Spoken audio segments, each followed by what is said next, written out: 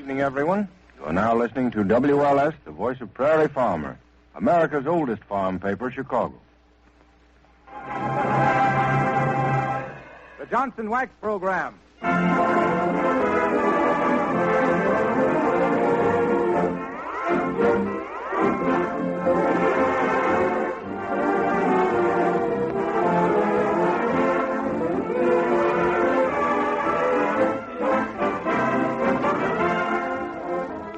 Good evening, everybody. The makers of Johnson's Wax negotiate a neat and nifty New Year narrative with nutty nip-ups and some notable novelty numbers by Rico Marcelli's orchestra, Emery Darcy, and those celebrated and celebrating self-starting citizens, Fibber, McGee, and Molly.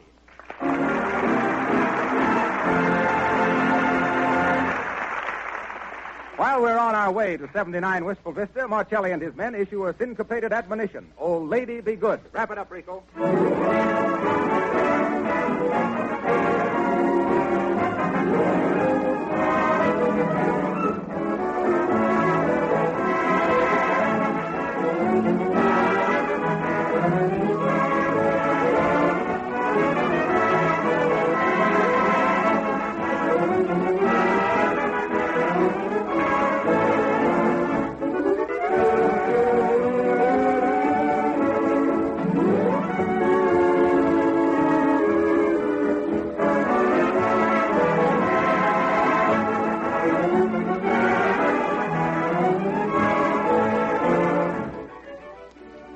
You can have beautiful polished floors in a few minutes' time if you use Johnson's Glow Coat, the remarkable liquid polish that requires no rubbing or buffing.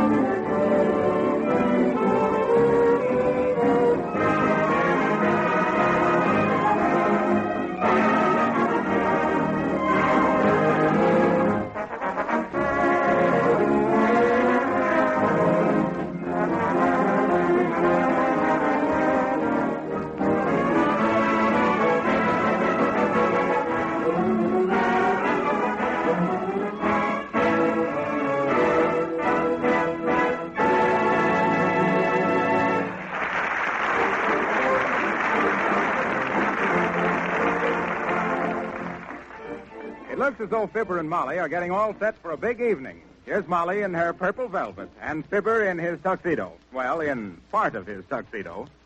Hey, Molly. Say, if you don't quit bothering me, McGee, New Year's Eve will be over before we get any place. Molly, did you put them little dinguses into the what's-this? Talk sense. Oh, shucks, you know, them studs into my shirt. Did you put them? No, but I will. But I don't know about that stiff shirt, McGee. Huh? When I took it out of the box, 5 moths flew out of it. No, don't worry about them, Molly. We'll be back before they can starve. McGee, what's this newspaper doing on the floor? Huh? Oh, that's the newspaper I had my tuxedo wrapped up in, Molly. My. Look at the headlines.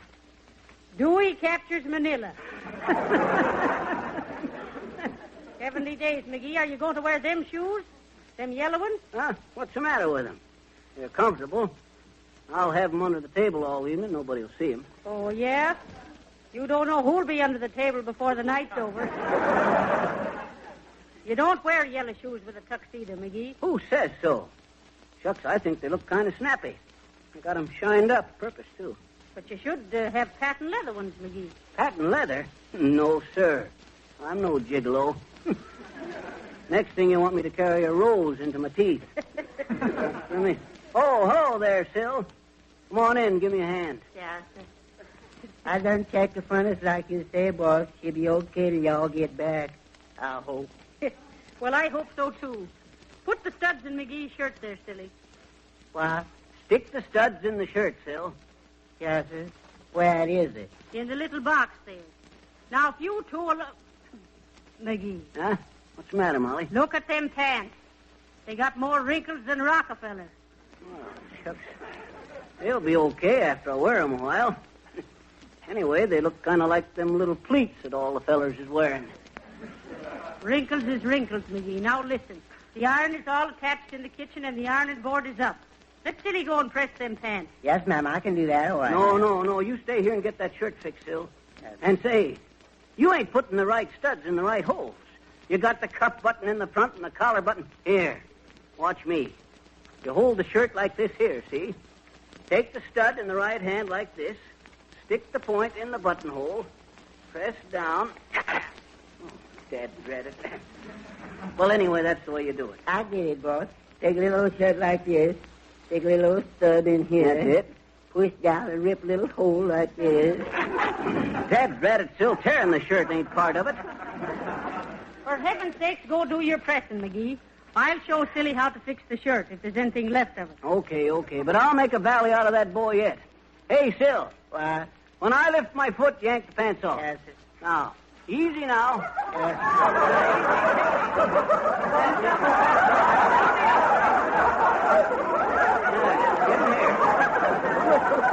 Where y'all get them little old shorts, boss? They sure is pretty. My favorite color, look, is red and green. Yes, sir. Yeah. I think they're kind of nifty myself. Yes, boy. it is. Is the iron hot, Molly? Well, it should be, McGee. I just got through with it. Okay. Probably cold by now. Ouch! Nope. It's okay. Now, let's see. Left leg first for luck. Oh, don't never worry about the wrinkles in your pants, 'cause anyway you figure they're better than ants with a hoop skinny wawa and a hi there, babe. Oh, now who took it? Shucks. I'm coming. We don't want no magazine. Oh, hello there, Geraldine. Oh, excuse me, Mr. McGee. Well. I just ran over to return this book to Mrs. McGee. Well. It's instructions for knitting. You know, knit one, purl two. I told Gerald you need all your whips to do it right, and he says, yes, knit with. Knit with. Isn't that just too perfectly fantastic? I mean, isn't it really? Yeah, but Molly... I told Gerald I was going to knit him a sweater, and he said he was just yarning for one. Yarning for one? Isn't that repulsive? I mean, isn't it really? Yes. Oh, Gerald says the swiftest things, Mr. McGee. I mean, he does, really. Yeah, but if you don't mind, Geraldine... Oh, you go right on with your pressing, Mr. McGee. I don't mind a bit, really. Yeah. I'm always telling Gerald to try and iron his own trousers, but he says no, he doesn't want to set a precedent. Precedent? Isn't that just too compulsive? I mean, isn't it really? Kinda. But don't let me interrupt you, Mr. McGee. Well.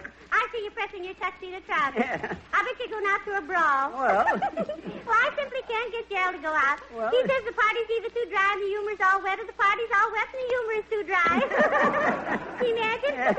He says the only reason men wear wing collars is so their throats can see what's being poured into them. Gerald says the only way to keep your spirits up is to pour them down. Isn't that simply ghastly? Yeah, but if... Well, I'll just put this book on the table here, Mrs. McGee. all right. You thank Mrs. McGee for me. Yeah, I'll do that. Now, don't you spill any bacon and eggs on your soup and fish. No. Well, I simply must go now. Well, I'm that's sorry. one time I caught you with your pants on the ironing board. Diddle, diddle, diddle.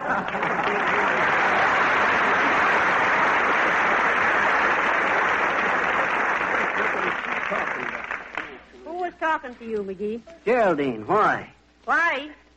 You mean you stood there and talked to a lady in your bare shorts? Why, shucks, Molly, I never thought of that. I need her. Oh, sure. You think she noticed? Did she notice? Huh? Well, do you know it's most 10:30, McGee? We'll celebrate no New Year's tonight unless you get a move on. Silly? Yes, ma'am. Did you finish putting the studs in the shirt? Yes, ma'am. Is this right here, ma'am? Let's see. Shucks, that's right, Sil. Hey, look at that shirt. Silly, did you wash your hands after fixing the furnace? I was just going to, ma'am, and you said to put the studs in the old shirt, ma'am. Heavenly days. Look at it. Looks like Exhibit A at the Fingerprint Bureau. Well, it's the only one you got, McGee, and you'll have to wear it. Here, stick your arms through it. Okay. You finished pressing the pants, Sil. Yes, sir. There you are, McGee. Here's your collar. That collar? Why, shucks, Molly. I'm going to wear a soft collar. You won't do nothing of the kind. It ain't done, McGee. Oh, now, don't give me that stuff, Molly. I know what's did. Why, when I was in Baltimore, that's before I was married, you know what they called me? Is it fit for a lady's ear? Yes, sir. Broadcloth McGee, they called me in them days. Broadcloth McGee, the big shot Beau Brummel of the Baltimore Bachelors. Oh, my. Why, shucks, I mind... Hold still, Bro Bummel. Dad, Molly, that's too tight. I can't breathe. Oh, there goes the button. Pick it up, McGee. Okay. You would have to roll away under the stove. For heaven's sake. There you went and ripped the shirt some more. Now look at it. Ripped in 3 places, the buttonhole tore, Silly's fingerprints all over it, and the collar button lost. Well, thank heavens the pants are all right, at least. No, ma'am. What's that, Silly? I said no, ma'am. That flat iron burned a little old hole right through her.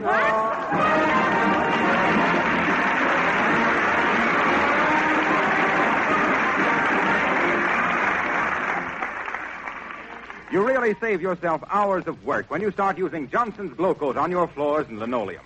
In the first place, this remarkable liquid polish is easily applied with a soft cloth or the long-handled Glow Coat applier. You don't have to do any rubbing or buffing, for Glow Coat shines as it dries without help from you. Once your linoleum is protected with a gleaming polish, you can keep it clean with a dry floor duster instead of a scrub brush. Dust can be whisked right off the shining Glow Coat surface. Soil spots are easily wiped away. Avoid sticky, cheap polishes that become smeary and collect dust. Johnson's Glow Coat sheds dust and dirt and gives a longer-wearing polish. And now, folks, here's Audrey Call with her violin in her own special arrangement of When Day is Done. Audrey Call.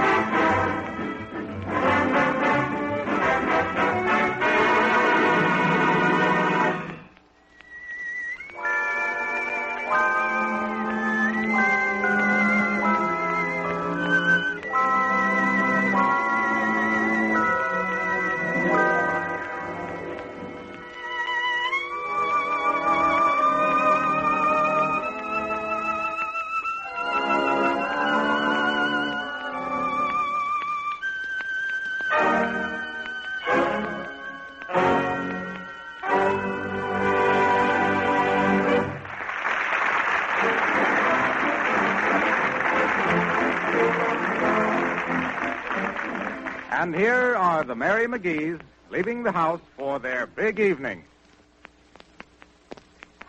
McGee, did you lock the door good? Yep. Say, lift your coattail till I see if the cat shows. Oh, what's the use? You can't see it without me lifting the tail of the coat. Who's going to go around lifting up my coattail all night? Oh. Well, hurry up and get in the car, McGee. Okay. It's close to 11 o'clock now. Where are you going, Sylvia? Home, please, ma'am. Oh, no, you don't, Sil. You got a chauffeur. Come on. Get her started whilst we get these here paper hats on. How does this look, Molly? Terrific, McGee. Where's mine? Here you are. Heavenly days will freeze in them, McGee. But who cares? Yeah, who cares? Happy New Year! Happy New Year, silly! Yes, ma'am, I guess so. Come on, Molly. Get in. Are you ready, Phil? Yes, sir. Okay. To the Wistful Vista nightclub, boy. And don't spare the horses. What horse? Oh, skip it. Whip it? Skip it. Get going, silly. Yes, sir, he'll go.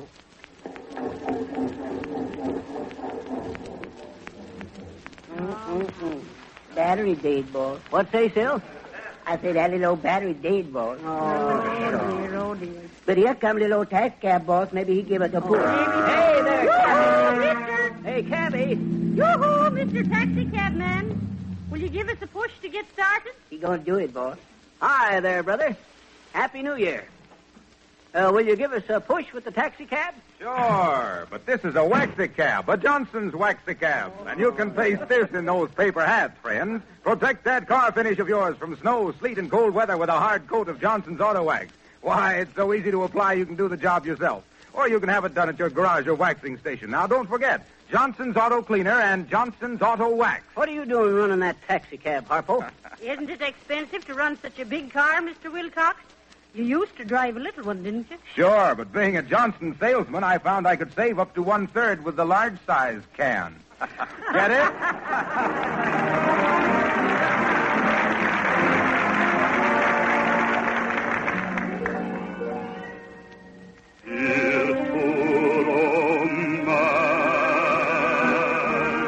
For you and me, my dear, here's to romance.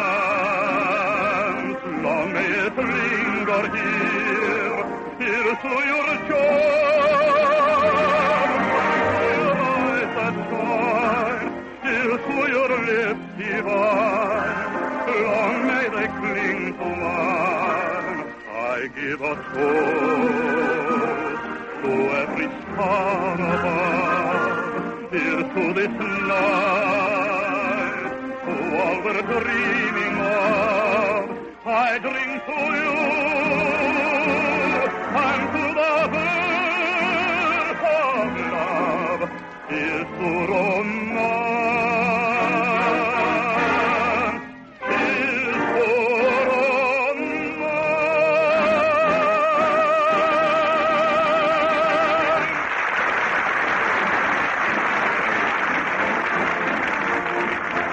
That was Emery Darcy singing Here's to Romance.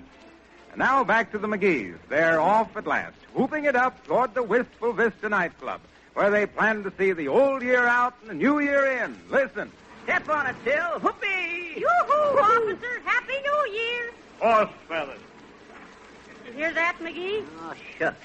He done gave you the wrong answer, ma'am. He should have said the same to you, ma'am. Shucks, we ain't got the right response yet tonight. Bunch of dad-ratted sourpusses, if you ask me.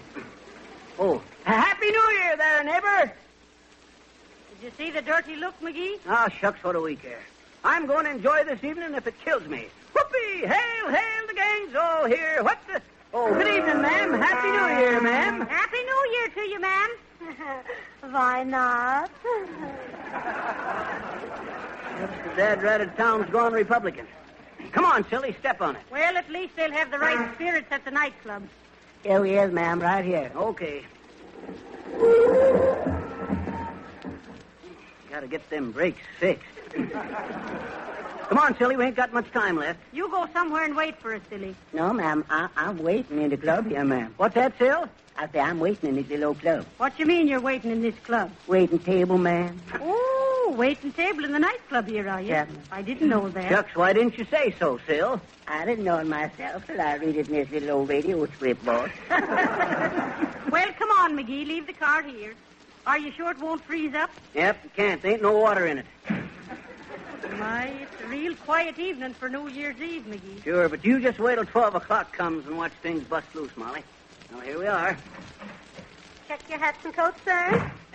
Want to check your coat, Molly? No, I'll take the wrap as usual. Good evening, sir. I'm the head waiter. Oh, Happy New Year, Bud. Thank you. Are we too late to get a good table, Mr. Head Waiter? Oh, no. I believe I can place you nicely. Walk this way, please. Oh, I can't, Bud. I ain't bow-legged like you. Oh, McGee, you're so funny. My, it's real quiet in here, considering. Yes, madam. We run a very orderly club. Hey, your voice is kind of familiar, Bud. You know a fellow by the name of Harpo Wilcox? Why, you mean the famous Harlow Wilcox? Yeah, that's right. The one who's always talking about Johnson's Glow Coat, the no-rubbing, no-buffing floor polish that shines as it dries in 20 minutes? That's the feller. The one who talks about the attractive yellow can with the red stripe and the name Johnson's Glow Coat? That's him? Sorry, madam, I don't know him. Oh. Well, here you are. I think you'll like this table. You can see the floor show very well from here. That's fine. That's using the old head waiter.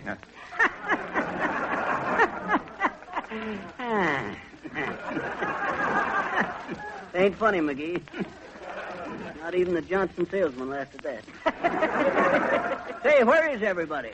Everybody, sir. That's what I says. You ain't got much time left to fill up the place. Oh, there will be latecomers all evening, sir. Oh. Do you wish to retain the paper hats, madam and sir? Why, shucks, why not, Bud? What's the celebration without getting dressed up for it? Send the waiter over here, will you?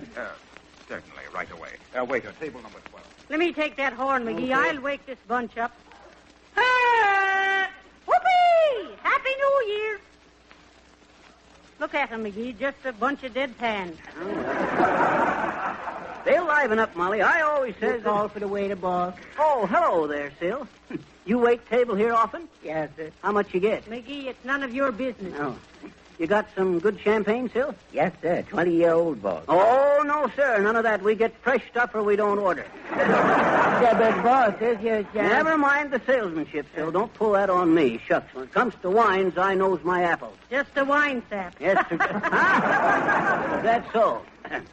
Well, Sil, bring us some fresh champagne and a hamburger apiece. Not for me, McGee. I'll have well, let's see now. What'll I have?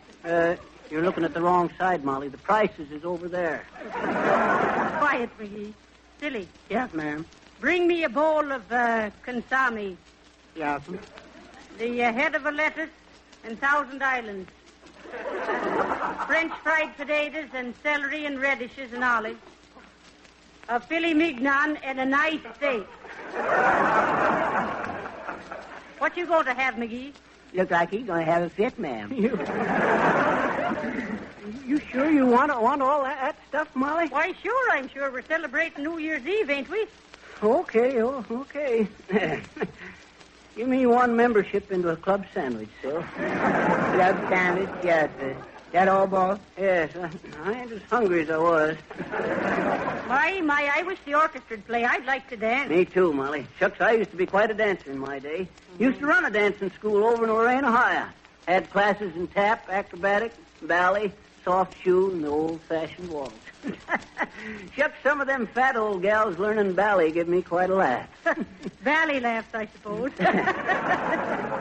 I'll never forget the time I teamed up with Pasco DeMosco with a challenge buck and wing act playing the Orpheum time. The Gus' son. We was playing the Bijou in Scranton one week when... Say, is that cigarette, gal? I believe I want a cigar to celebrate with. Hey there, sis. You wish for something, sir? Yeah, I want a mild panatella that will... Aren't you the girl that was in the check room? Yeah, I am. A double-less check room gal and cigarette gal.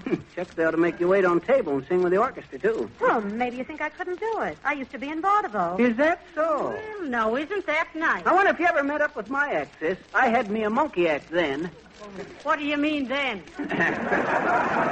McGee's Marvelous Mongolian Monkeys they was billed as, sis.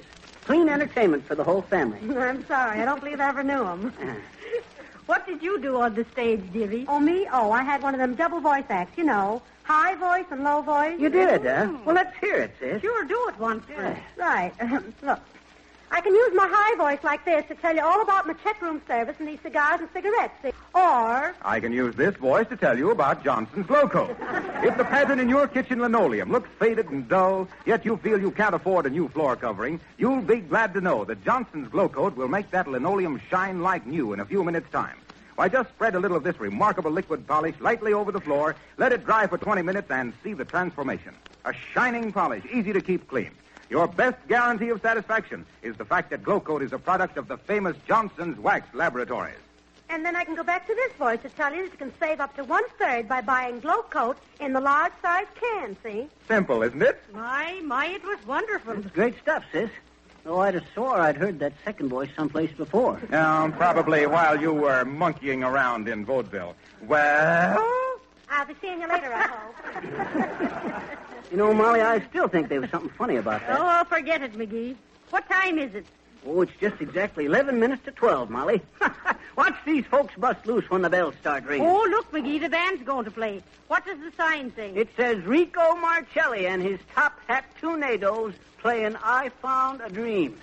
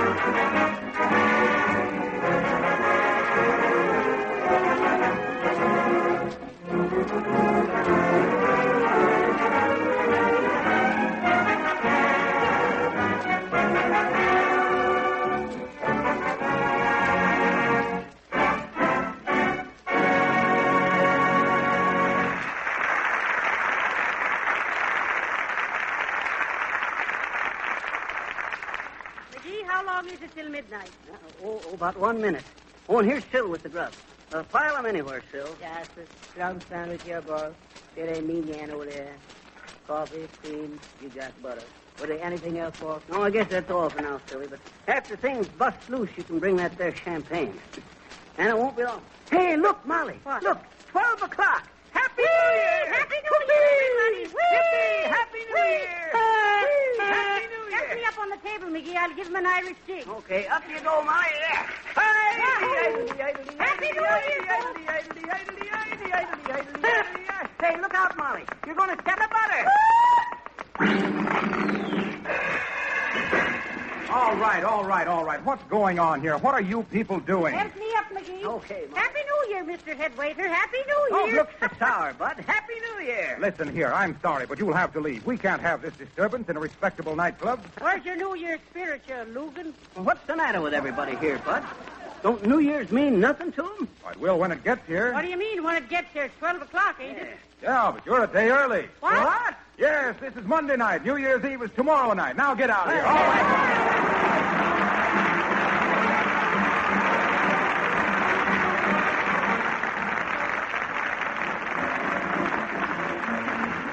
And so, until next Monday night at this same hour, when it will be the New Year, may we wish you health and prosperity in 1936. May your future gleam like a coat of Johnson's Glow Coat. By the way, you save 1/3 on the large size Cayenne. This is Wilcox, folks. Auf Wiedersehen.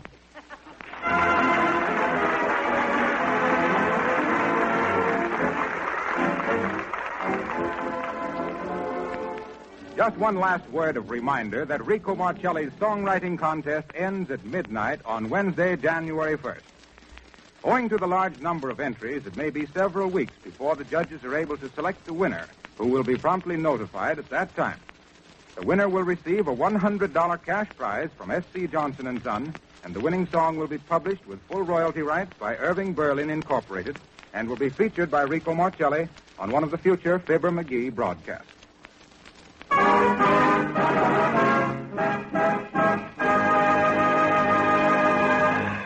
This is the National Broadcasting Company.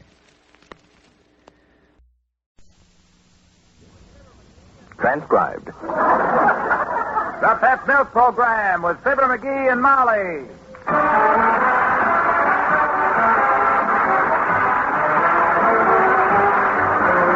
The first evaporated milk, Pet Milk, presents Fibber, McGee, and Molly, transcribed with Bill Thompson, Gail Gordon, Arthur Q. Bryan, Dick LeGrand, and me, Harlow Wilcox. The show is written by Phil Leslie and Keith Fowler and directed by Max Hutto, with music by the King's Men and Billy Mills Orchestra.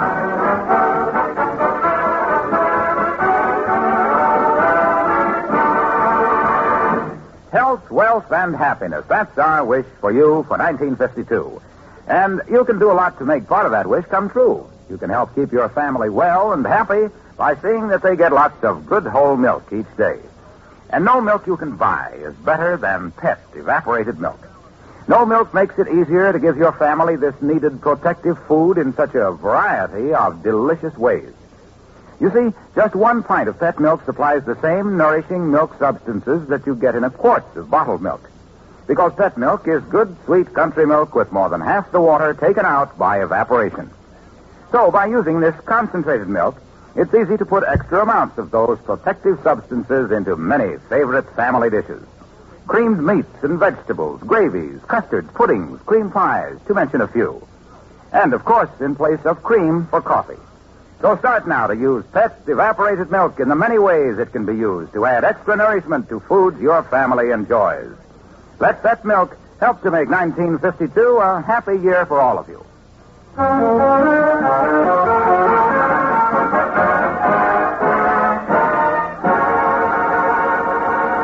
To Mrs. McGee of 79 Wistful Vista, today is the beginning of a bright new year, full of hopes, plans, and dreams. But to her husband, it's just another Tuesday. As we join Fibber, McGee, and Molly.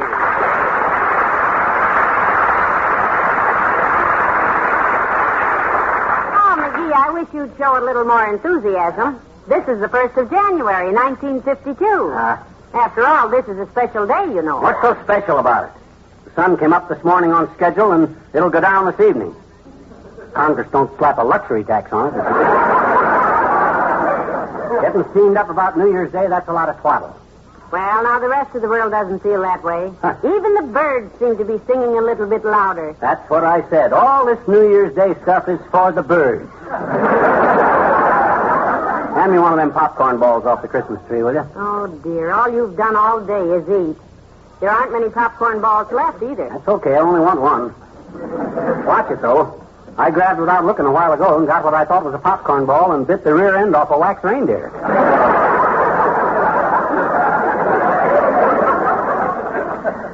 Tasted horrible.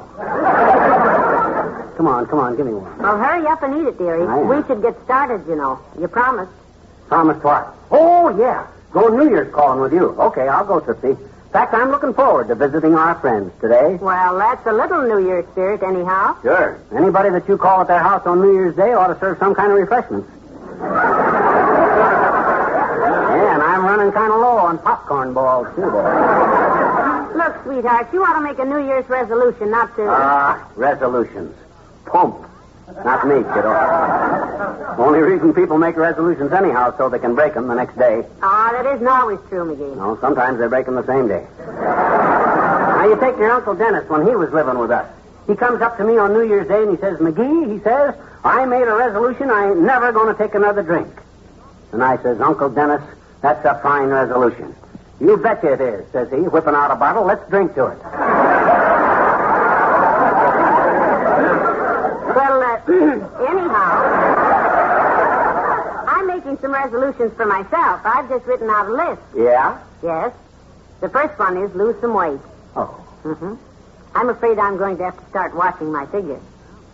Now, I've been watching...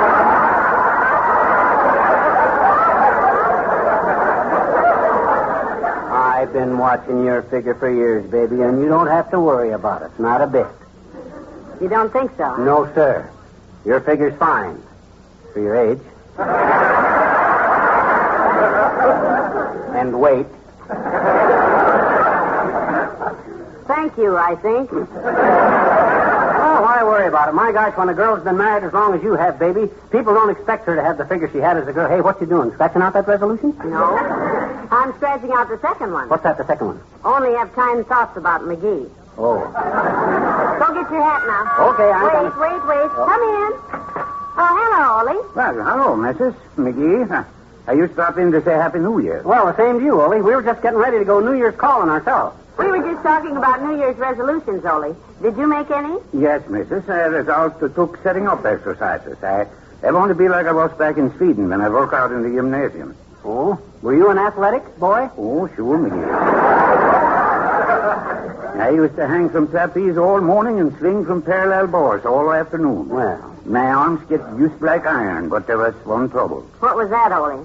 My legs get so puny I had to walk on my hands.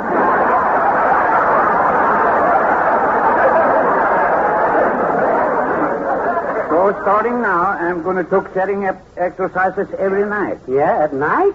Sure, that's when my daughter Christina's boyfriend comes over and he rates the ice box. Oh? Well, long as I'm setting up guarding the groceries, I might as well be taking setting up exercises. Say, Ollie, is this Christina's steady boyfriend, the one with all the knuckles? That's the one, Mrs. The football player. Oh, yeah. Jumbo Stone, his name is. He's a quarterback with a fullback appetite. You know, Christmas night, we have 2 turkeys in the icebox. Jumbo Stone comes over, next morning, 2 carcasses. Young Stone polished off both birds, eh? Yeah. And my missus says now she knows what the old saying means, kill 2 birds with 1 stone. Well, Happy New Year again, both you fellas. Same to you, Ollie. Billy Mills in the orchestra and Wonderful.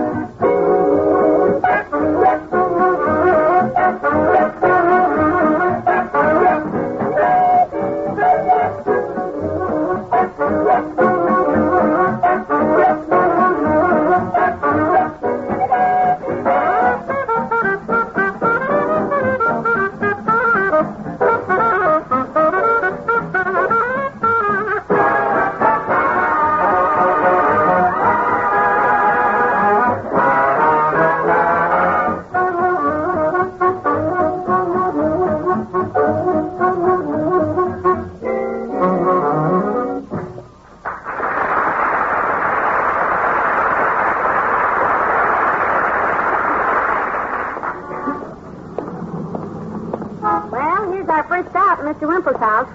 Push the buzzer, dear. Okay. Hello, Mr. Wimple. Happy New Year, Wimp. Hello, folks. My, what a nice surprise. Do come on in. Thanks. We decided to pay our friends a good old-fashioned New Year's call. Is Mrs. Wimple home? No, Sweetie Face has gone to a meeting of her club. Oh? The Women's Institute to Civilize Husbands. Known for short as the Witches. Sounds like a worthwhile group. Yes. They're holding an election today, and Sweetie Face expects to be made chief witch. Oh? I feel that she's the perfect choice. I gave her a lovely broom for Christmas. Well, how sweet. Oh, I see you have some new things since we were here last, Mr. Wimple. That bookcase, for one. Yes, that's new. Beautiful. Sweetie Face built it herself with her own big old hands. My, that's remarkable. She also built that coffee table. Really? Well, it's lovely.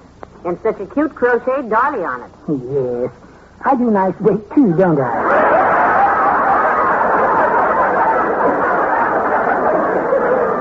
You run up that doily, Wimp? Yes. Would you like to see some bath towels I crocheted, Mrs. McGee? Oh. One says, hers on it, and the other says, his by courtesy of his.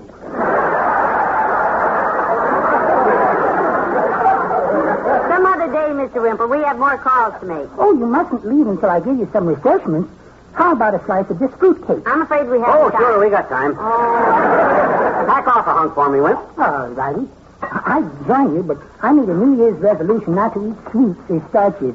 Here's your cake. A resolution?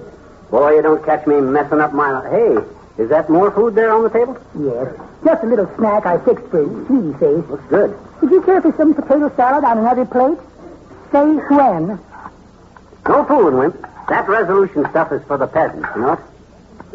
I ain't making any because the guy don't need them when he leads the good, normal, healthy, friendly, kindly, honest, sincere kind of life I lead.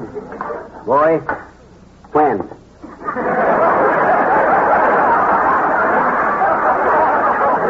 Heavenly days.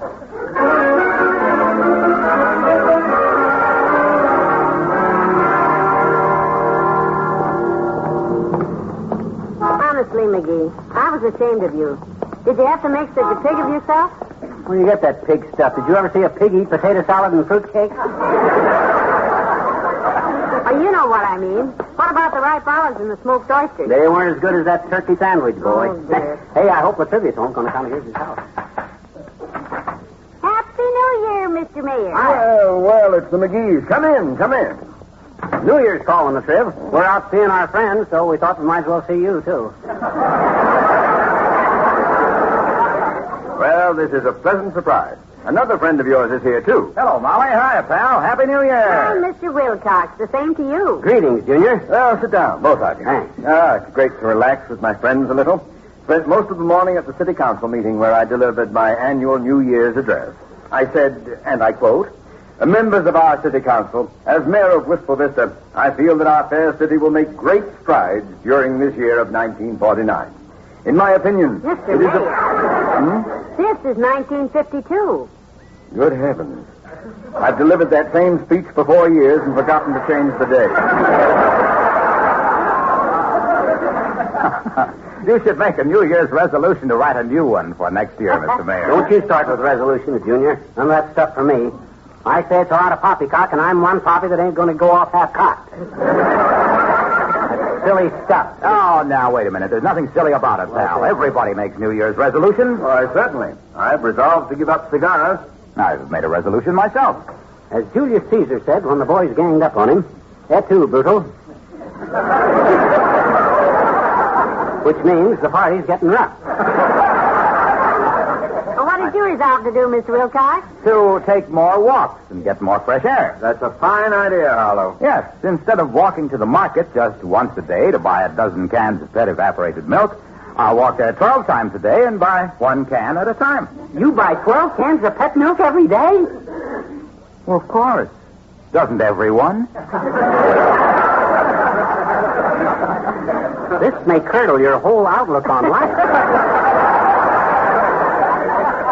No, they doesn't. Mr. Wilcox, what do you do with all those cans? Why, I carry them around with me, Molly. Huh? When I eat in a restaurant, for instance, I always leave the waiter a can of pet milk for a tip, instead of just money. The next time you go back, they can't find a table for you. No, on the contrary, pal, they're eager to serve me. Is that so? Yes, you see, waiters are experts on food, and they know that pet milk is the secret of so many rich, nourishing, delicious-tasting dishes. They know that food cooked with pet evaporated milk is extra good, and extra good for you. Good for you, Mr. Wilcox. And then there are the little children. Ah, yes, the little children. I often see them outside a candy shop. Yeah. Their little noses pressed against the glass, yearning for the goodies they cannot buy. Ah, yes. I beckon them to me, and in each tiny hand I place a can of pet milk.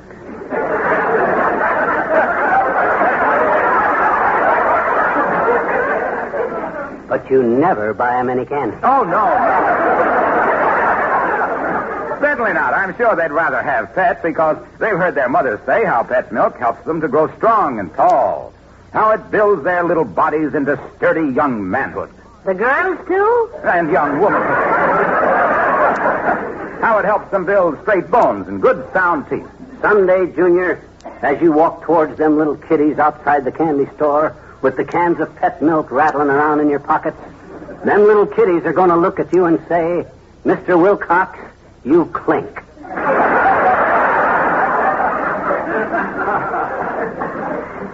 If I may interrupt this discussion a minute. How about some refreshments, Molly? Some cake? Some ice cream? No, thanks, Mr. Mayor. We've been eating all day. One of us has. I'll have a little, Homer. Well, let's hold the dish, McGee. There's plenty of ice cream. Just say when. Okay, boy, dish it up. All right. The reason I get such a bang out of these resolutions you guys make, Laterty, is on account of because I made a stack of them.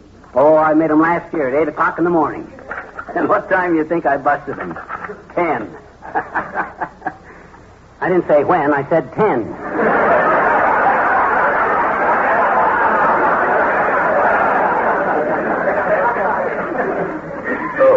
Oh, pardon me. That stuff is okay for you guys that need to improve yourselves, but a guy that leads the kind of a good, normal, healthy, friendly, kindly, honest, sincere kind of life I lead don't need 'em. When? Sweet Genevieve.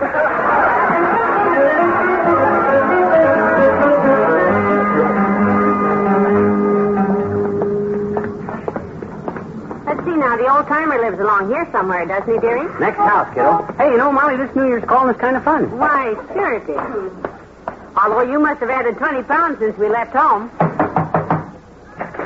Well, hello there, kids. Happy New Year. Happy New Year to you, too, Mr. Old-timer. Yeah, we're just out New Year's calling, old-timer. Well, come on in, kids. Come in. Thanks. I'll have to excuse the looks of my room, daughter. Kind of mussed up. Cozy little joint you got here, old-timer, if you can stand it. May not be a castle, kids.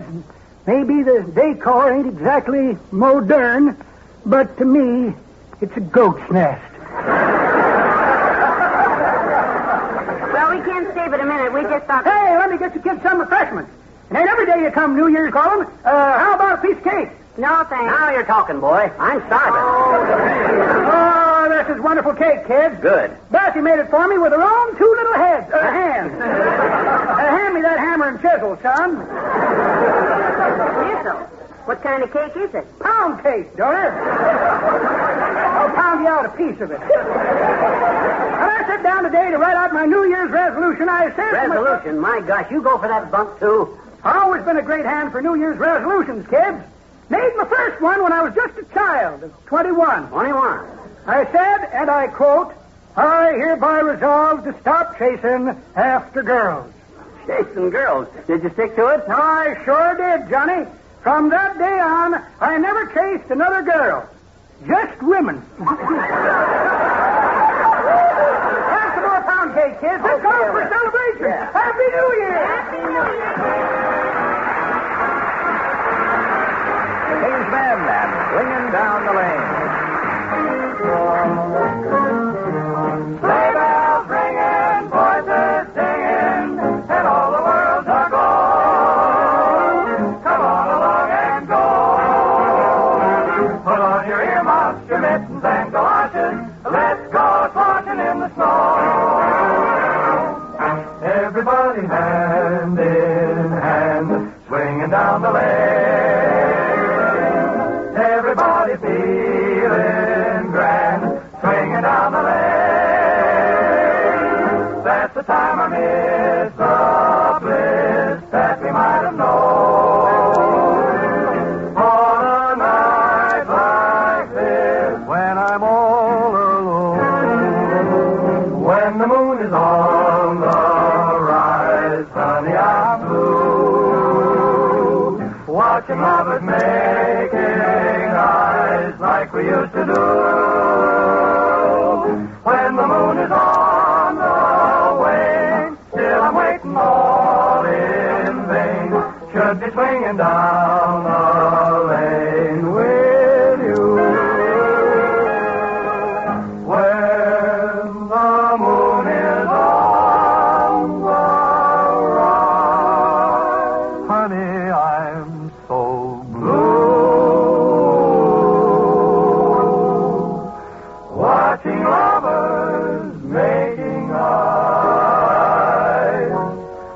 like we used to do. When the moon is on the wane, I wait in vain. Should be swinging down the lane with you.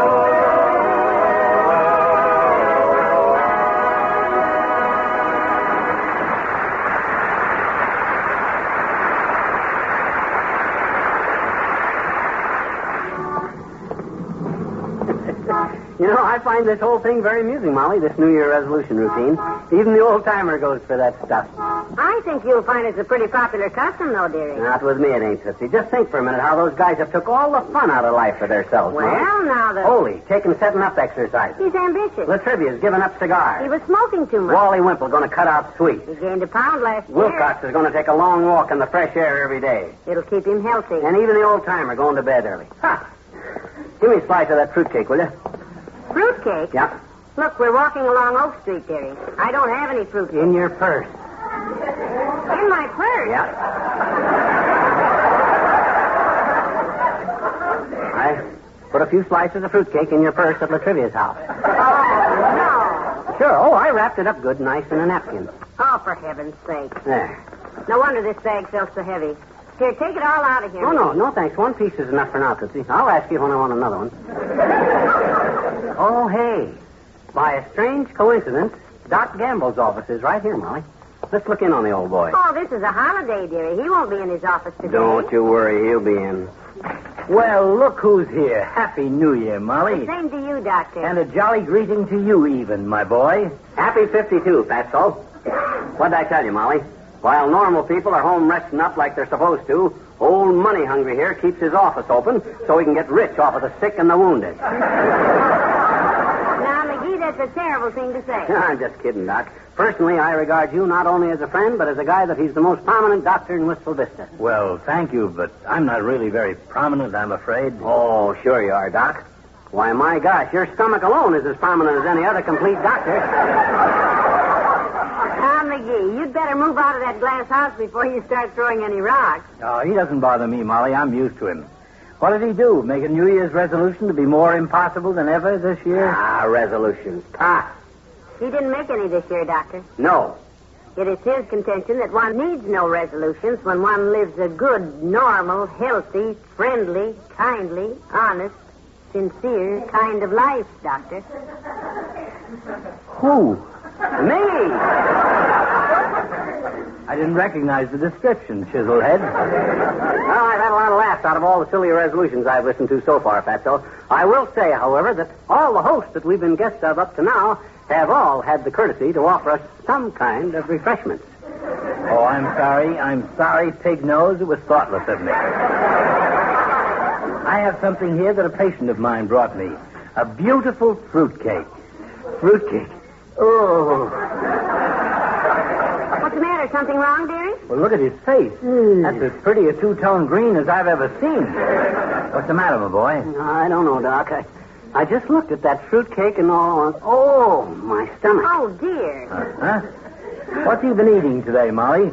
Besides fruitcake, cookies, candy, potato salad, smoked oysters, turkey, salted nuts, and 8 or 10 cigars. Popcorn balls, Doctor.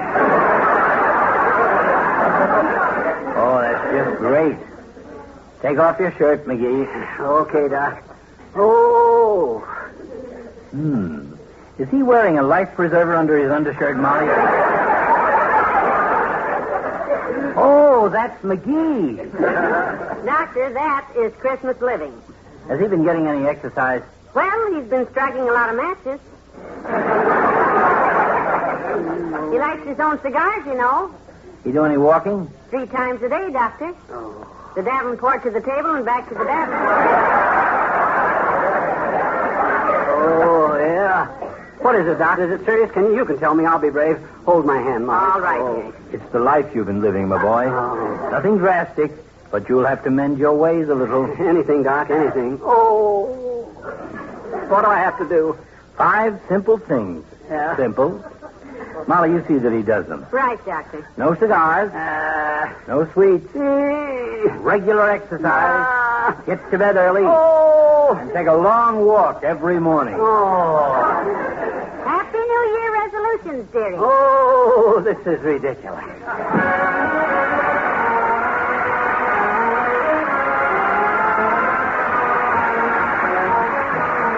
Fibber and Molly return in a moment. Since this is the day for resolutions, suppose you resolve in 1952 to have more delicious meals at lower cost. Not possible? Oh, yes, it is. When you use Pet evaporated milk. There are so many ways you can use Pet milk in place of foods that cost more. For breading chops and cutlets, for example, use Pet milk in place of eggs. In mashed potatoes, use Pet milk in place of butter. In your coffee, use Pet milk in place of cream. And in special whipped cream desserts, use low-cost Pet milk in place of expensive whipping cream. You can use Pet milk these many ways because it's a concentrated milk, concentrated to double richness by evaporation. And in every case, the foods you fix with Pet milk will taste extra good and cost less. That's right, for Pet milk costs less generally than bottled milk or any other form of milk, and much, much less than cream. So in 1952, do as other good cooks do. Use Pet evaporated milk and enjoy better food at lower cost. Are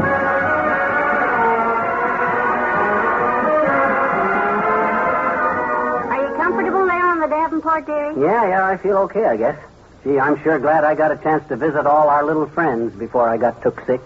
Well, that's a very nice thought, dearie. Yeah, it would have been awful if I'd have got took sick before I got a chance to eat all that swell turkey and potato salad and smoked oysters and fruitcake and popcorn balls and all the rest. Rest, dearie. You need rest. Especially your mouth. Okay. Good night. Good night and Happy New Year, everyone.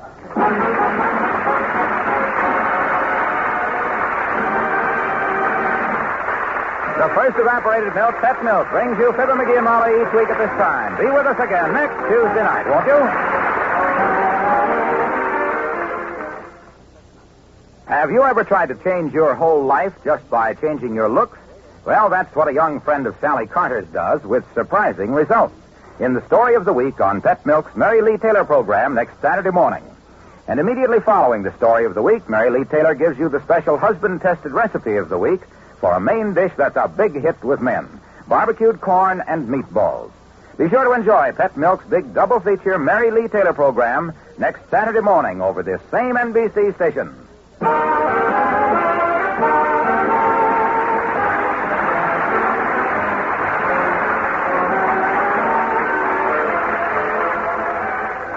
This program was transcribed. Next, it's Playhouse on Broadway on NBC.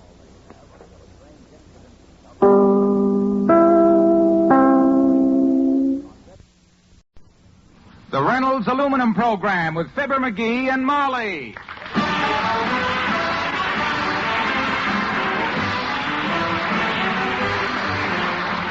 The Reynolds Metals Company, makers of Reynolds Aluminum, presents Fibber, McGee, and Molly transcribed with Bill Thompson, Arthur Q. Bryant, Dick LeGrand, Gil Stratton Jr., and me, Harlow Wilcox. The show is written by Phil Leslie and Keith Fowler and directed by Max Hutto with music by the King's Men and Billy Mills Orchestra.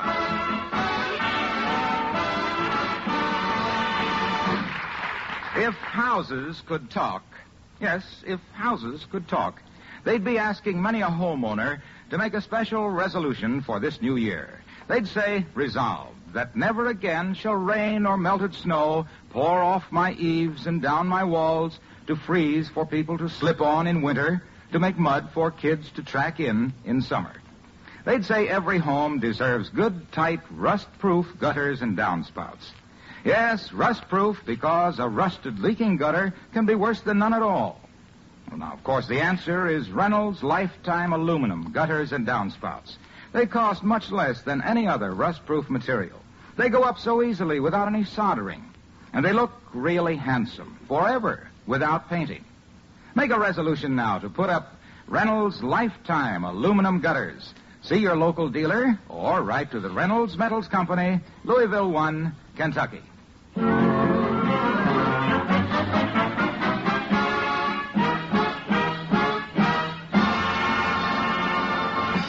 Year after year, a certain citizen of Wistful Vista has tried to wangle an invitation to the New Year's Eve dance at the country club, with no luck.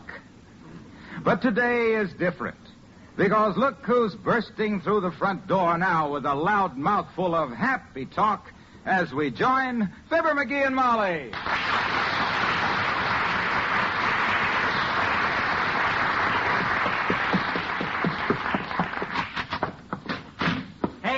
Hey, Molly. Here I am, McGee. What's wrong? Nothing's wrong. Everything's right. Kiddo, I'm carrying the biggest piece of news since Paul Revere left the livery stable. We are going to the dance at the country club tonight. You're joshing. I'm not joshing. Not only that, my dear. We're going as old man McDonald, the president of the Third National Bank, and his wife's guests.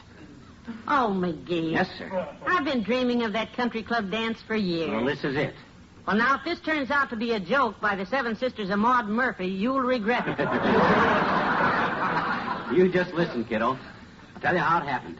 I was driving back this morning from 2 holes of golf. Yeah? I lost my ball on the 30th. And there, stalled beside the road, was old man McDonald's car. You know, that big black limousine that looks like it's on its way to a gangster funeral? I know the one. Well, old man McDonald had his head in the hood, see? And he was littering the highway with dirty spark plugs and dirtier language. Well, I stopped and went over to him. Friendly, was he? Well, we exchanged greetings. I said, having trouble? He said, no, I stopped here for a picnic, you idiot. This begins to have the ring of truth, McGee. Go on. Finally, he yanked out the carburetor and threw it at a nearby gopher, and we got to talking. What'd he say? He said he started for the country club on account of he was chairman of the dance committee and wanted to check the decorations. Now I see. You drove him to the club. Right. There and back. Oh, he was real grateful, kiddo. Softened up like a bar of soap in a Turkish bath. And that's when he invited us to the dance, Yep, huh? while we were out at the club. He even gave me one of his special Corona Balloona cigars. You know, the kind he only hands out to personal friends about the size of a salami. Well, you never mind the Corona Bologna now. We're really going to the country club, You huh? betcha. We're mixing with the E-Light tonight, baby. And you'll be the belle of the ball. That's what you'll be, the Bella. Oh, McGee, it's like a wonderful dream. Yeah, me too. For years we've tried to get invited to that dance. Yeah. So you don't think we'll be snubbed when we get there? Them snobs snub us? You're the guy that old man McDonald gave a Corona Balloona cigar to his wife. That means we're in, kiddo. This is it. The rest of them may be the upper crust, but old man McDonald is the caraway seed on the top of it. Why, with him behind us, Molly, we... Come in. Hi, daughter. Hi, Johnny. Hello there, kids. Well, hello, Mr. Old-Timer. Hi, old-timer. What you doing for New Year's Eve, kids? Oh. Want to come out with me and throw rocks at the street lamps? Not us. We're going to the dance at the country club, boy. Oh, too bad. I was counting on you. Yeah? I ain't had a real big New Year's Eve since I was with that old gang of mine. Oh, dear. Oh, I sure miss them kids. Really? Gee, but I'd give the world to see that old gang of...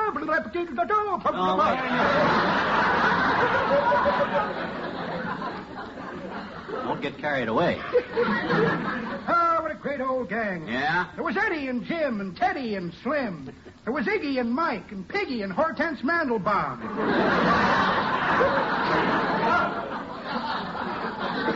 Hortense Mandelbaum. Why would she want to be in the gang? Just got tired of being a campfire girl.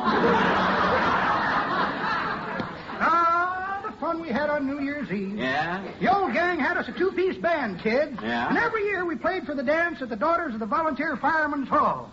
A 2-piece band, huh? Must have been pretty sad music with just 2 instruments. Oh, we had plenty of instruments, Johnny. Oh? But we could only play 2 pieces.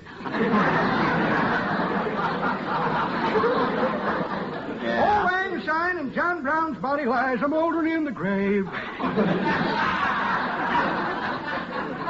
And you played those 2 all evening? Nope. We saved Old Lang Syne until midnight.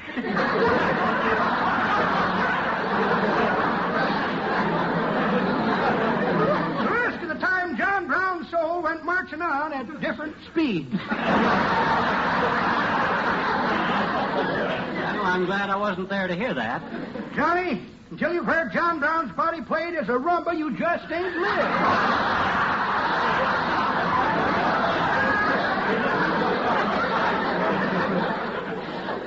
It was cool, man. Real George, eh? I'm sure it was delightful. One year we figured out a special stunt. Yeah? I dressed up as the New Year's baby with a bed sheet wrapped around my middle. Well, that's a novel idea. At midnight, the crowd stopped dancing. The boys struck up Should Old Acquaintance Be Forgot. I walked out on the stage, and the end of my sheet got caught in the xylophone. And you kept walking? Yep, and my sheet kept unwinding. I was one old acquaintance that crowd never forgot. Happy New Year!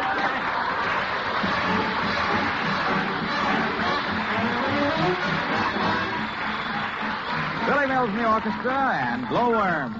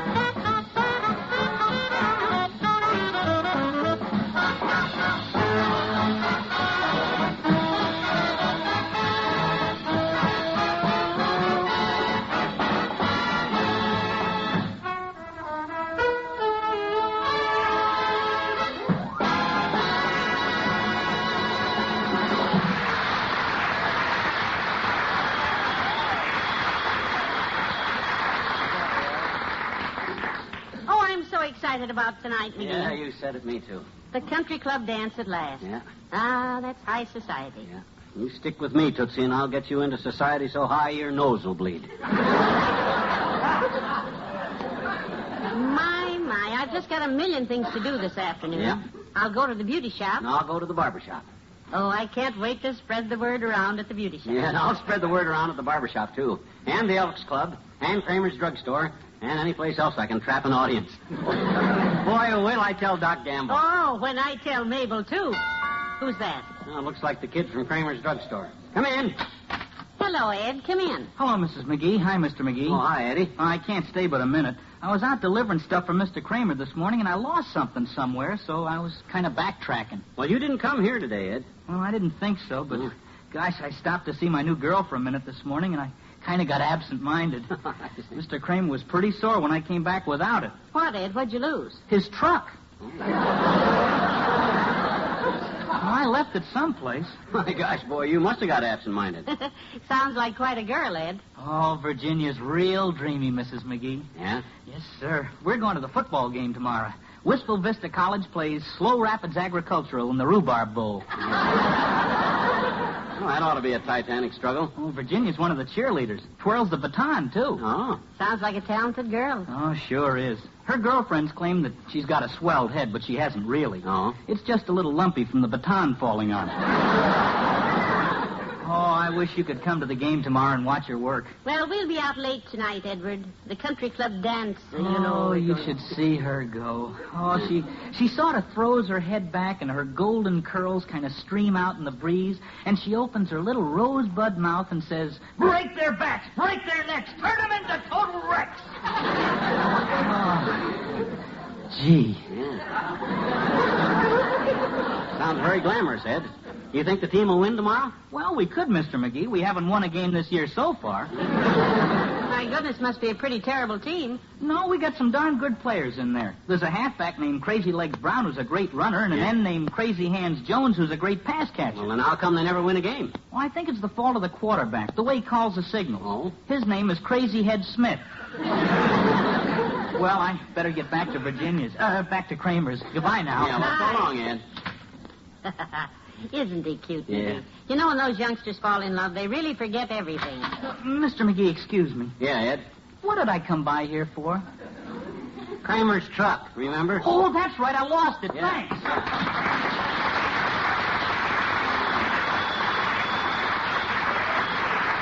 Where were we when he came in? Well, we were talking about all the things I have to do this afternoon. Oh, yeah. Take your tux to have it cleaned. Yeah. Go to the beauty shop.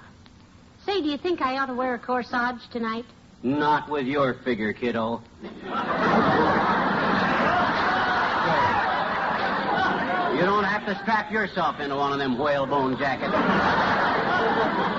McGee, a corsage is a bunch of flowers. Oh, corsage. Oh, sure, I'll get you some flowers. Yeah, not a little dinky bunch either. How'd you like a double chrysanthemum to stick in your hair? Or maybe a horseshoe of roses to hang around your neck?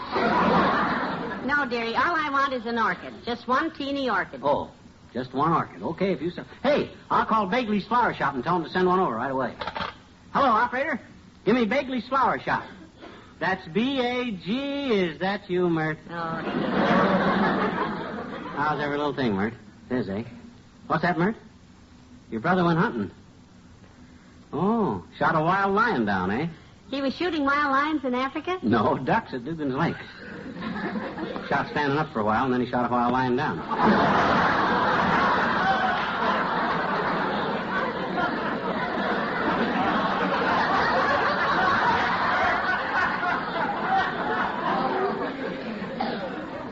What's that, Mert? Yeah, well, I didn't do it right anyway. Okay. Line's busy. I'll call him later. We can stop by there. You Yeah. better get the car out and I'll put on my face. Okay. Hello, Molly. Hi, pal. Hello, Mr. Wilcox. Hi, Junior. I'd ask you to sit down, except for two things. One, you're already sitting down, and two, get up. We're getting ready to leave. We are going to the country club dance, Mr. Wilcox. Oh, Yeah. my gosh. I and Molly are going to be the guests tonight of old man and Mrs. McDonald, the banking family, you know. Oh, yeah. Say, that's a pretty fancy crowd, that country club set. Yeah, my friend Mac was telling me they're leaving next week for a vacation trip, Junior. Wanted me to come along, but he didn't say so. His friend Mac, that's Mr. Old Man McDonald. Well, say, I could tell him about a wonderful spot, pal. Yeah? One of the most beautiful winter vacation places of all. The island of Jamaica in the West Indies. Jamaica, huh? Well, come on, Molly, let's get it. The winter vacationer will find everything in Jamaica, kids. Golden beaches, palm trees, luxurious hotels. You can get a travel folder on Jamaica by just writing for it, pal. Oh, you can? Sure. All you do is write Jamaica on a postcard with your name and address and send it to Box 319, Radio City, New York 20, New York. That's Box 319, Radio City, New York, New York. You'll not only find a beautiful vacation spot, but you'll find something else that's very important, too. What's that, Mr. Wilcox? Bauxite. You got indigestion, son? Bauxite, pal, is the ore from which aluminum is made. Oh, you're always sticking your oar in, Junior. You see, Jamaica has the world's largest deposits of bauxite. Yes, and Reynolds Jamaica Mines Limited has pioneered in their development. Now he's sneaking the Reynolds boys in by way of Jamaica. Come on, let's sneak out of here, Molly. We gotta get... The Reynolds Metals Company is building a huge new processing plant near Corpus Christi, Texas, right now, to take care of that Jamaica bauxite. Oh? They already have an aluminum plant there with a capacity of 160 million pounds a year. Well, I'm glad they're getting a new one. Must have been awful cramped in that little old 160 million joint. Well, grab your hat, Molly. We got... And wait a minute. At Arkadelphia, Arkansas, another new Reynolds aluminum plant will add 120 million pounds yearly. Hardly worth mentioning. Grab your tux. Yeah, in 1953, the Reynolds Metals Company will reach a total production capacity of 829 million pounds a year. Wow. Think of it. 829 million pounds of aluminum. Yeah, that ain't tin. Well, grab your coat, Molly. We got to get... Well, that's Reynolds' New Year's report to the nation. Yeah. More aluminum, more vitally needed aluminum. Yeah. You want more figures? More statistics? No. Just more silence. That's McGee's New Year's report to Wilcox. More silence. More vitally needed silence. Somewhere back there you mentioned Jamaica, Mr. Wilcox. It sounds lovely, and if any of those country club people mention winter vacations, I'll see that McGee tells them where to go. Well, I hope he gets a chance before they tell him where to go. So long, kids.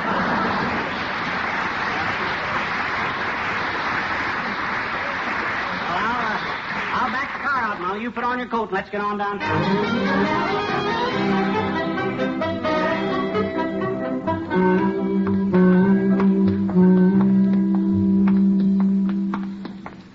Let's see. I left my evening slippers at the shoe shop. Your tux will be ready. Oh, there's Mrs. Spradley's limousine. Oh, yeah. Hello, Mrs. Spradley. See you at the country club dance tonight. Her car windows were closed. Yeah. Going 40 miles an hour, too. What were you saying? I say your tux will be ready when we start home. Oh, yeah. Come on. Oh, hello, Dr. Gamble. Well, season's greetings, my dear. Hiya, Clodhead. Hello, Satchel Bottom. I'd like to stop and gab with you, but I find it too dull. So long. Hey, wait a minute. What's the hurry? Tell him, Molly, tell him. Well, you'll be interested to know that we're going to the country club dance tonight, Doctor. Oh? Well, congratulations. I didn't know you moved in those circles. Well, we will from now on, Beltbuster. Must seem pretty impressive to a guy that the only circles he moves in are the ones his tummy makes as he waddles along on his little duck feet. Where'd you get the invitation, Molly? It was you they invited, of course. It was not. Oh? For your information, and boy, do I love to do this to you. Old man McDonald asked me. Good heavens, that twitch of his must be worse than I thought. Seemed all right yesterday, but I better go and see him. Now, wait a minute. Quit crying, you big faker. Look how scared he is, Molly. He's afraid I'll start taking my business to Dr. Goldenrod, you know, the society doctor. But don't worry, little boy, don't worry. I'll still drop into your humble office now and then and let you give me a check. Oh, thank you. That's more than you've given me since 1939. You'll probably see our pictures in the society news tomorrow, Fatso. That country club bunch is my type of people, you know. My heart bleeds for them. I like the type of people that know how to enjoy living. There's some very high livers in that crowd, boy. Yes, and some very low stomachs. Good to see you, Molly. Goodbye. So long. The King's Men with wonderful Copenhagen and no two people.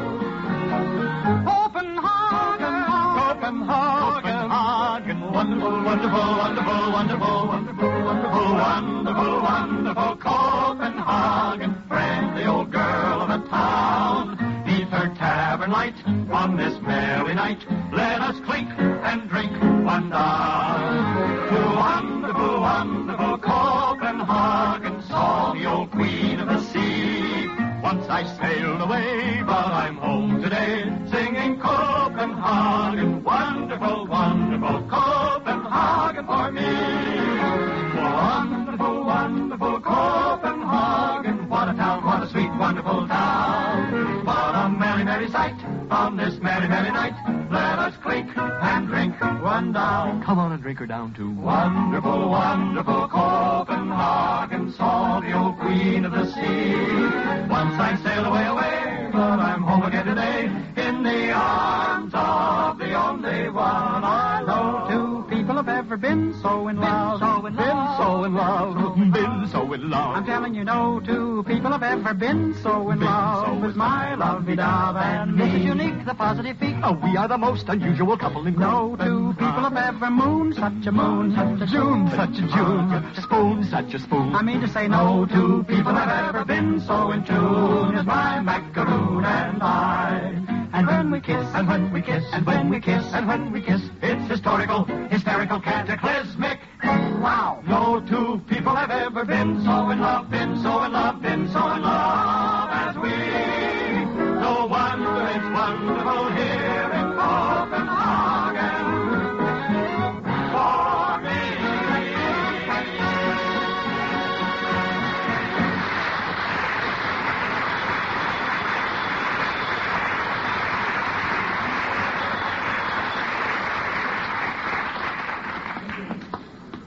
Hurry up, dearie. I'm due at the beauty shop. Yeah, I want to get that barber shop. Oh, wait.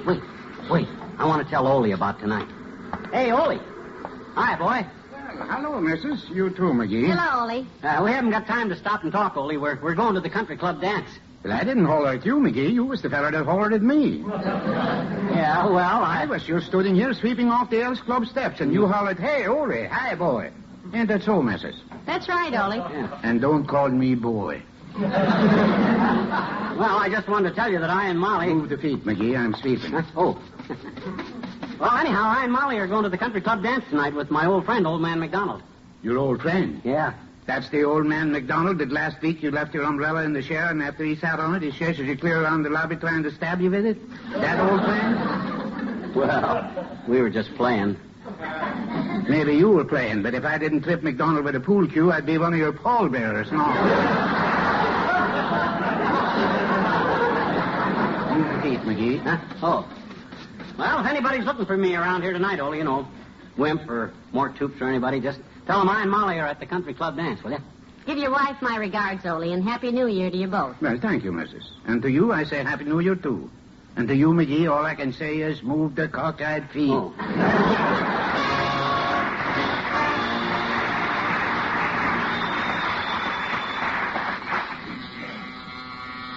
So, if you give me a good job of barbering, Frank, I'll throw all my friends at the country club's business your way. Hey, watch that razor, boy. I got tender ears. Oh, yes, sir. Yeah. Give me another hot towel first. I figure a guy ought to look his best for a country club dance. My wife's over at the beauty shop getting the works. Like I said to my old friend, Old Man McDonald, you call that a hot towel, Frank? Give me a hot one. Yes, sir. Mac, I said, if I was you, I'd take the $40 million and I'd have me invest it for you. Because Hot towel. Now! Now, just relax, Mrs. McGee, and I'll give you your facial. All right, go ahead. I'll pack the cream firmly into the skin, dear. When we get to the country club dance tonight with Mr. and Mrs. McDonald, I want to look my best. Oh, you will, dear. Your skin is just a little dry, but... Well, I'm sure you'll fix it beautifully. You did such a wonderful job on my friend Mabel Toops. When she came in here last week, her face looked like a cheap alligator purse. Yes, I remember. But when you got through with her, it looked like fine, expensive leather. There you are, Mr. McGee. Shave, haircut, and a singe. Anything else? Yeah. Douse me with the most expensive smelling stuff you got in the shop, Frank. Yes, sir. Coming up. You about ready to go, McGee? It's 6:30. Any minute, kiddo. Oh, come on, slap it on, Frank. Boy, that smells great. Hey, Molly, can you smell it? Oh, indeed I can, dearie. Yeah. Back up about 3 steps, will you? You smell it now? Yes, I can. Well, back up a little more. You still smell it? No, I can't smell it outside here. Well, come on, douse me again, bud. I want them country clubbers to know I'm coming the minute I hit the driveway.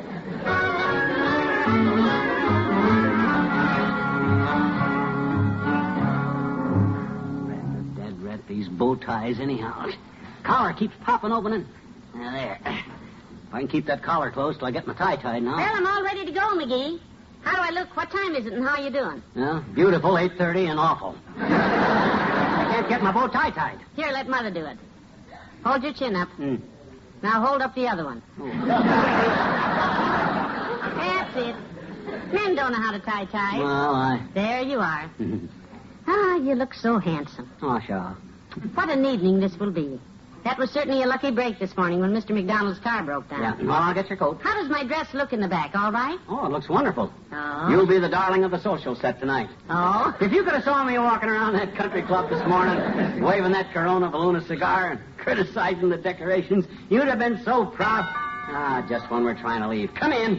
Hey, daughter. Hey, Johnny, did you hear the news? A fire, a big fire. Fire? Where? I just come from watching it, kid. Where? The country club. Burned to the ground. The country club? Why, that can't burn down. We're going Oh, on. it was quite a sight, kids. Clean to the ground. Oh, this is awful. Do they know what caused it? The insurance people are working on it now, son. Yeah? Seems like somebody laid a Corona Balloon cigar down this morning that fell in a pile of decorations. Smoldered a while. Oh, this is just sickening. Burned clean to the ground.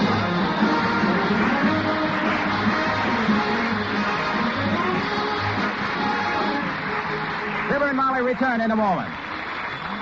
To all of you, when you sing Auld Lang Syne tomorrow night, we hope you are surrounded by good friends, by old acquaintances who should not be forgot. That's the human side of living. But in material things, what you look for always is the new, the better way. And in your kitchen, in all your cooking and food keeping, that means Reynolds Wrap. The original and genuine, the pure aluminum foil. Make sure you start the new year right by stocking up on Reynolds Wrap at your grocer's. He has it in standard 25-foot rolls and in jumbo economy rolls 75 feet. Ask for it by name, Reynolds Wrap. Made by the world's largest producers of aluminum foil, the Reynolds Metals Company.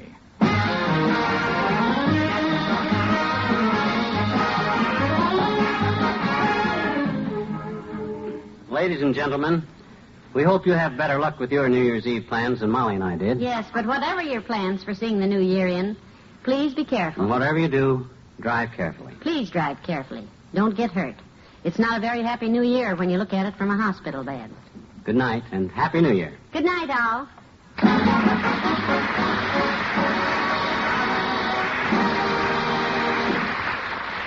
The Reynolds Metals Company, pioneers of progress through aluminum, brings you Fibber, McGee, and Molly each week at this time. Reynolds Aluminum also brings you Mr. Peepers, starring Wally Cox on NBC television Sunday nights. See your local paper for time and channel. And don't forget to be with us again next Tuesday night. Good night.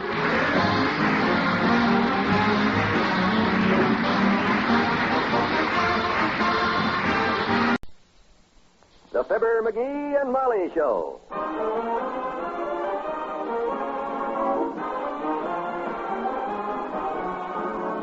NBC and Tums bring you Fibber, McGee, and Molly transcribed. The show is written by Phil Leslie and Ralph Goodman and directed by Max Hutto.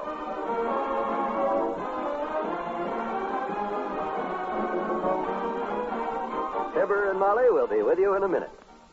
This is Don Wilson for Tums. Well, I guess everybody celebrates the new year each in his own way. Maybe you're planning to have friends in for the evening or going to a party, or perhaps you're planning a night on the town. However you celebrate, don't take a chance on having your evening spoiled by acid indigestion or heartburn. Carry Tums in pocket or purse. Then, if acid indigestion should strike as the result of overeating, overindulgence, or too much smoking, you'll be prepared for don't wait relief. No waiting for glasses, spoons, or water. No mixing. You take Tums on the spot, like candy, for safe, fast relief.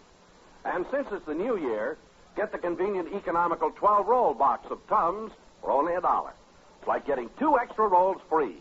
Buy the single roll at 10 cents or the 12-roll box at $1. Get Tums from your druggist now. Tums, America's #1 choice for don't wait relief from acid indigestion and heartburn.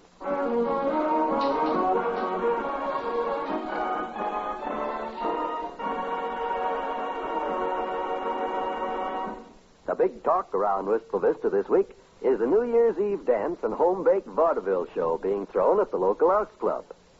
Here's a local elk giving his wife a fast rundown on the situation right now. So I says to Watson this morning, he's in charge of the entertainment committee for the Elks, you know, Watson is. Watson. Yes, so I've heard. They gave it to him because he's the executive type. Got a loud voice, a habit of interrupting people when they're talking, and a talent for getting everybody else to do the dirty work. Also, he's got the kind of a face that if nothing else works, he can get a laugh by just poking it out through the curtains between the acts. Well, what'd you say to him? What'd I say to him? Oh, well, Watson, I says, I'm a busy man, and I don't have much time for that kind of stuff, but since it's for my brother Elks, I'll do it, so I'm going to do it. Do what? Be in the show that us Elks are putting on at the New Year's Eve party. I'll probably headline the bill. What do you think of that? Well, I think it ought to be fun. You just let me know what you're going to be in the show, and I'll make you a nice costume. No, you don't have to worry about any of that stuff, kiddo. I got everything I need right out here in the living room. In the living room? While you were out talking to the milkman, I brought my old vaudeville trunk down out of the attic. Oh, no. You're not going out on that Elks Club stage and do that. Right. The old act that I and Fred Nittany, the guy that him and I used to have at the vaudeville act together from Starved Rock, Illinois, together did in vaudeville. When he and I used to tell them funny jokes, like I'd say to him, I'd say to Fred, how's your brother? And he'd say, not so good. Got his arm broke in 2 places. And I'd say, he ought to stay out of them places.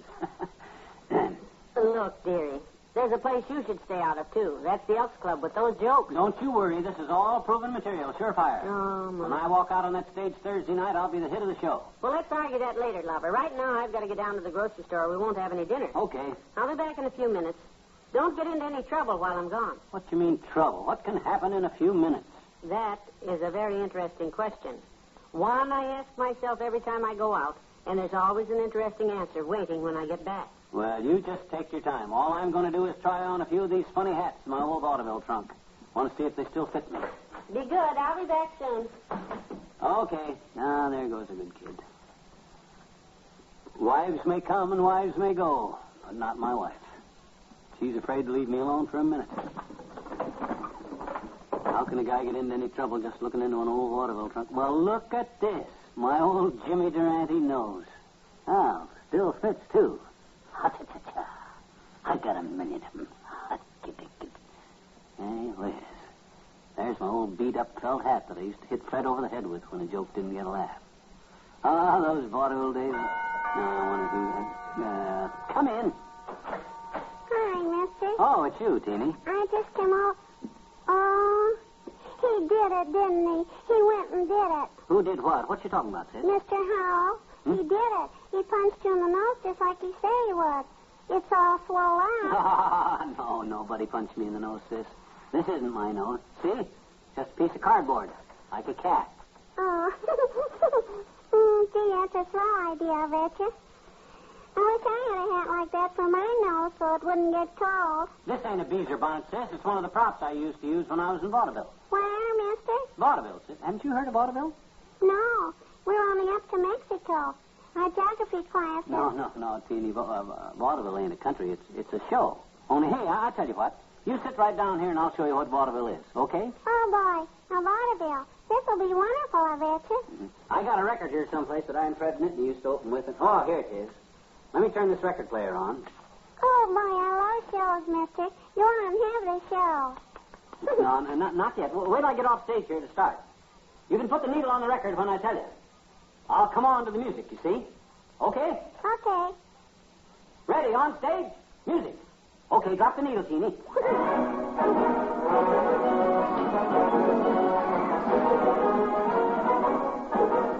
Good evening, ladies and gentlemen. Good evening. Thank you, Maestro. Thank you. You know, a funny thing happened to me on the way to the theater tonight. A man walked up to me and said, Mister, will you give me a dime for a cup of coffee? And I said, I might. Let's see the coffee. Don't you get it, Teeny? I said, it's... What does that mean, mister? What does that mean? No, you don't drink coffee, do you? No. Did he want to sell you the coffee, mister? Because a dime... I'm afraid this stuff's a little too sophisticated for you, sis. It's too subtle. You run along home and tell your folks to be at the Elks Club New Year's Eve, though, will you? Because when I walk out on that stage and start firing them jokes at them, I'll make history.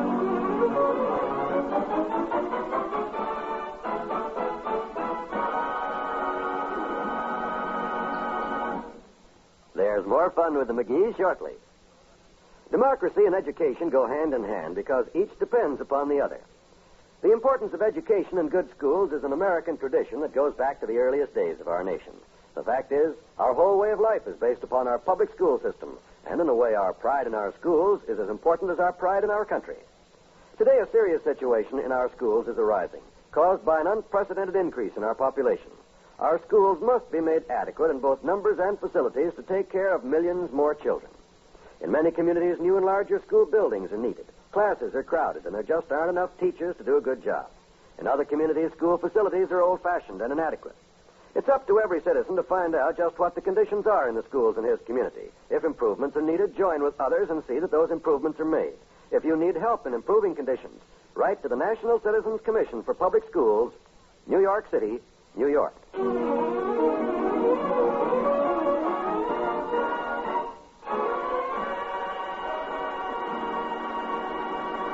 McGee, I'm home. Oh, hi, kiddo. You should have been here. I did part of my act for Teeny. Oh, did she enjoy it? Oh, she loved me. I told her a couple of my surefire jokes. You should have heard that kid laugh. Liked them, did she? Well, you know how kids are. Easiest audience in the world. Did you finish your marketing? Yes, I brought along the things we'll need for tonight. The old-timer will deliver the rest later. Here, let me help you with that stuff. Set it on the sink. Oh, thank you, sweetheart. Just hand me those things. I'll put them away. Celery. Celery. You know, I've been going over this old act of mine. Potatoes. You know, looking over these jokes Fred and I used to do. Corn. Some of them maybe slightly. Oh, okay, corn, yeah. Oh, here you are. I got a problem telling these jokes, though, Molly. You said it. The trouble is it takes two people to tell them, you know. They're questions and answer type jokes, like I used to say to Fred, Tell me, Schultz. Schultz? Yeah, we had what we called a Meyer and Schultz routine. I was Meyer and he was Schultz, you know. Except during matinees, we used to switch it around to break the monotony. Oh, I see. Tell me, Schultz, I'd say, do you know what kind of vegetable do you raise in the beer garden? That was after the C routine, you see. Then he would say, no, I don't. Tell me, Meyer, what kind of vegetable do you raise in the beer garden? And then I'd come back with the snapper. I'd say... Stewed tomatoes. Oh, you know that one. It's vaguely familiar. Send me that pot roast there. Well, I got a lot of others. All just a surefire as that one you ruined by coming in with that snapper before I had it. Oh, I'm sorry, dearie, but that is an awful old joke. Well, still plenty of people who haven't heard it. But that isn't my problem. My problem is I need a good straight man. Who I could get. I need somebody with a kind of a hang-dog expression. You know, sad-looking. Sad-looking guy that'll get the audience's sympathy. With those jokes, he'll certainly have mine. Should be a guy with a good, loud voice that they can hear him clear to the back row on account of because... Factory boy! Hey, the old-timer. Now, dearie, he's an old man. He can't run as fast as he used to. Hi, daughter. Here's the rest of your groceries. Put him down right there, old-timer. I want to talk to you. Oh, hi, Johnny. Sure, what's on your mind? Old-timer, I'm going to do you a great big favor. Oh, dear. Oh, you don't have to tip me, Johnny. Forget it. No sense you going through that whole business of looking through your pockets for change again. Last time you did that, it ended up with me lending you a quarter, and I can't afford that again today, so let's skip it. I wasn't talking about that. How would you like to go on the stage? Oh, not me, Johnny. I'm too old. I told you, dearie. Papa used to drive the stage between Abilene and Sandy Gulch. No. The way that coach used to bounce all over the road, it was all Papa could do to hang on. Got so he had to fill his hip pockets full of lead to keep from bouncing off. That's where that expression came from. What expression? Next time, try the train. Oh, I wasn't talking about the stagecoach. I was talking about the entertainment stage, show business. Oh, that kind of stage. Sure. You mean there's no business like show business. People talk. Yeah. Hey, go, That's it. That's what I mean. That's it. Look, I'm going to do my great old vaudeville act at the Elks Club Shindig New Year's Eve, and I'd need a good straight man. Somebody to tell the jokes to. Jokes? Why didn't you say so, Johnny? I know lots of them. Have you heard the one about the fellow who saw his first cow and said, "Say"? I've got the jokes all wrote out here. I just need someone to do them with me. Oh. And I think with the proper coaching, you might be the man for the job. I'm not promising you anything, but I'll give you a tryout if you're interested. Okay, Johnny, when do we start? Well, we'll try it out on these jokes right here first. You read the part marked Schultz. I'll be Meyer.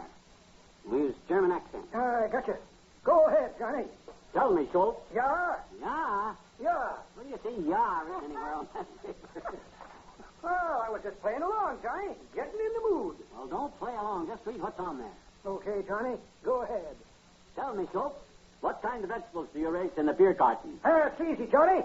Stewed tomatoes. That's my line. You're supposed to say I don't know. Don't know? No. I've known that joke all my life, Johnny. Oh, sure. Poppy used to tell it to us kids all the time. Says he heard General Grant tell it to the boys at the celebration party after they took Richmond. Grant says he got it from Washington's memoirs. Used to be one of George's favorites. Him and Martha used to... Never mind. Forget it. Molly, I'm going over to talk to Herb Travis. He used to pull the curtain for all the school plays. Maybe with a little coaching Herb could work out. This old fuddy-duddy. I got to find me a straight man for this act.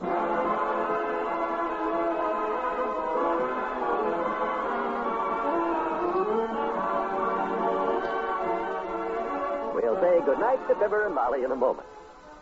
Christmas may be past, but the holiday spirit still prevails across the land. And on the wonderful programs of the NBC Radio Network, you'll hear this spirit reflected in great radio entertainment.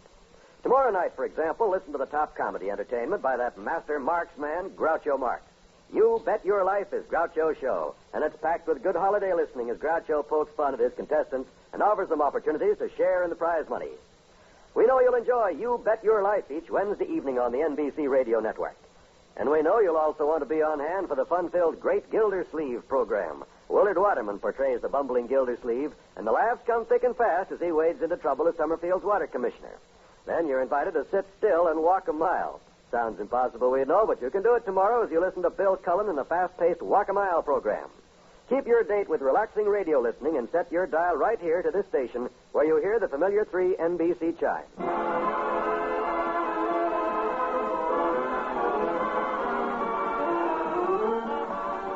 Did you ask Herb to work in your act with you, dearie? Yep. I explained to him what a great act it was, and he was real anxious to do it. Good. So I read him a few of the jokes. What did he say then?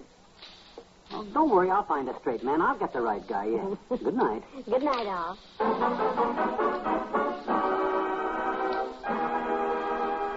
NBC and Tums have brought you the Fibber, McGee, and Molly program, transcribed with Bill Thompson as the old-timer.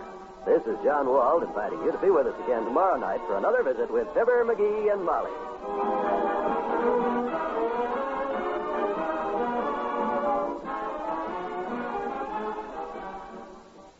Make your kitchen chores lighter with the heartwarming shows on the NBC Radio Network.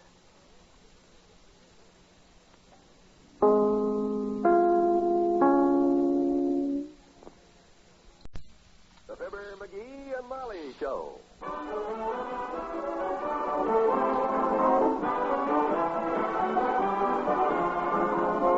Every weekday at this time, NBC brings you Fibber, McGee, and Molly transcribed. The show is written by Phil Leslie and Ralph Goodman and directed by Max Hutto.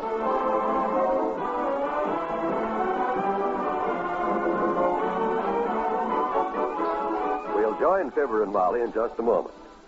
Within the next 20 seconds, a fire will break out somewhere in the United States.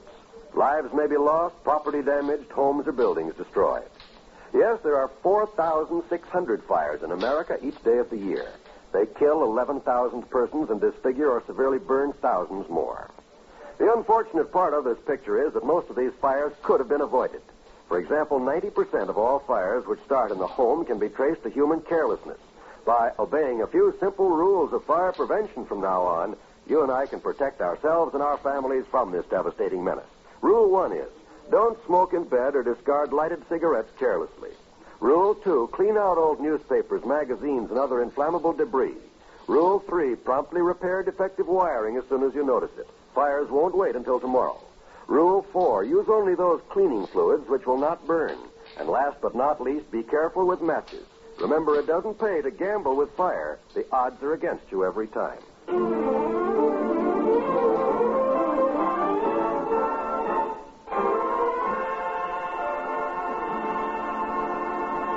The Wistful Vista Elks and their ladies ushered in the new year in fine style last night with dancing, food, and a big vaudeville show.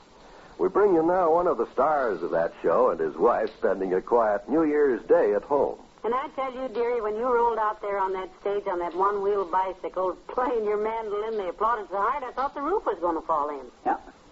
When you rolled up to the edge of the orchestra pit and couldn't get the bicycle stopped, I thought you were going to fall in. So did I. If I hadn't leapt off the cycle and took a bow right quick, I'd have... I'll get it. 79 Wistful Vista, Molly McGee speaking. Oh, Happy New Year to you, too, Herb. Yeah, it was quite an evening, wasn't it? Yes, he's here, Herb. For you again. You certainly made a hit last night. Well, Natch, no showman like me. Bring the phone over here, will you, please? You're standing up, and I'm tired. Yes, dearie.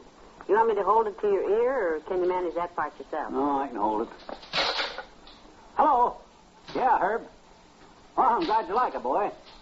Oh, it's just a little thing I whipped up after I watched a couple of acts and figured the show could stand a little class. You mean after you heard Dr. Gamble and Mr. Wimple go out there and tell all those horrible jokes you were planning to tell yourself? Yeah, well, he's a doctor, not an actor, Herb. He did us a great favor when he stole those jokes of yours. What'd you say, Herb? Oh, the finale? You mean while I was playing the Stars and Stripes Forever? Oh, I couldn't tell you how I did that, Herb. That's a trade secret. How you did what, dearie? Just a minute, Herb. You know, when I closed with the Stars and Stripes Forever on the mandolin, Herb wants to know how I got them little American flags to come out of my ears on the last chorus. How did you do that? I've never been able to figure that out. What'd you say, Herb? Oh, a friend of yours was there. Television? Well, now, tell him I appreciate the offer, Herb, but I'm too busy. What, dearie? What? What's this about television? A friend of Herb's was there last night and saw me do my act. Yes? Well, he just bought a new television, and he wanted to know if I'd like to come over with Herb and watch the Rose Bowl game. Oh. But I'm too busy. Dear. Yeah, Herb. Oh, I got a million things to do around the house today. Well, tell him thanks. Maybe some other time. Yeah, goodbye. Nice guy, that Herb. That's the 10th call you've had today. Goodness, I'm proud of you, sweetheart. Well, thanks, Tootsie. Tell me, how did you get those little flags to come out of your ears, anyhow? I'm sorry, Molly, but me and old Fred Nittany, the guy that him and me invented that whole routine, we made a solemn pact not to divulge any of the secrets of our act until 25 years after our death. Well, forgive me for asking. I had no idea it was so involved. That's okay. Oh, boy, I'm tired. We sure had fun last night, didn't we? Must have been 1 o'clock when we got home. 1:15. I think that was the best affair the Elks Club ever had. Of course, the show was wonderful, especially your part. Oh, well. And the dance afterwards. Honestly, I never danced so much in my life. Did you see Dr. Gamble out there cutting a rug with Miss Callahan? Yeah, that poor girl looks scared to death. You know, when old Fatso starts jitterbugging, he looks like a dump truck with busted brakes. Oh, I danced with him myself, you know. I thought the doctor was pretty graceful. Graceful? Like a hamstrung moose, he's graceful. Well, say, weren't Teeny and the old-timers cute as the old year and the new year, though? Yeah. At midnight there, when they did that. Yeah, and the way Teeny kicked and hollered when her folks tried to get her to go home and go to bed. They had to chase her all over the Elks Club. Well, if you hadn't promised to go along with them and tell her a bedtime story, I don't think they'd have ever gotten her down off of that balcony. If that's what the new year is going to be like, give me back the old. Well, he was pretty frisky, too. The old-timer, I mean. Did you see him doing the tango? He was dancing with 3 gals at once. I bet he's tired today. He really did overdo it. Somebody should have stopped him. Did you ever stop a tornado? All you can do is run for cover till it wears itself out. And speaking of being wore out, I'm not getting up from this chair for a week. I feel like my mainspring is busted. If we were smart, we'd have come on home to bed after Teeny's house instead of going back to the dance. She's probably feeling bright and chipper this morning herself. Yeah, probably woke her folks up at daybreak banging on that drum she got for Christmas and hollering for me. Come in. Well, McGee looks at the door with a snowball in one hand and a brand new sled in the other. Teeny? No. Hello there, kids. Oh. Hey, Johnny, how about coming out and doing a couple of belly flops down Oak Street Hill? We can use my sled. Oh, What's the matter with him, daughter? Well, we're a little tired from last night. What'd you do? Go night clubbing after the Elks Club shindig broke up? Oh, no. I didn't tell me. I'd have went with you, kids. I was just getting wound up when the musicians quit and went home. Oh. What music? What fun? What girls? What time is it? I gotta go meet Teeny and the kids. They're waiting for me at the top of the hill. So long, kids. Happy New Year. What the heck was that? I think that was last night's tornado that hasn't worn itself out yet. I don't know where he gets his pep because at his age...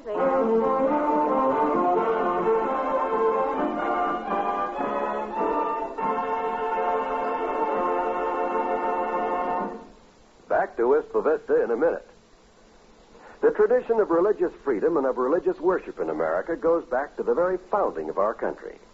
The cornerstone of our Declaration of Independence is the statement that all men are endowed by their Creator with certain inalienable rights.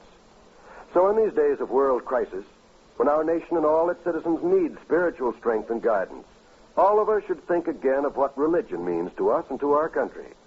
More than anything else, it is religious faith that protects our families, our homes, and our nation. It is religious faith that makes our way of life possible, and it is religious faith that makes that way of life worthwhile. During this month of January, people of many faiths are joining in a great Religion in American Life campaign. Wherever you are, whatever your faith may be, you are asked to join in this campaign. Be sure to attend and support the church or synagogue of your choice. Light their life with faith. Bring them to worship this week.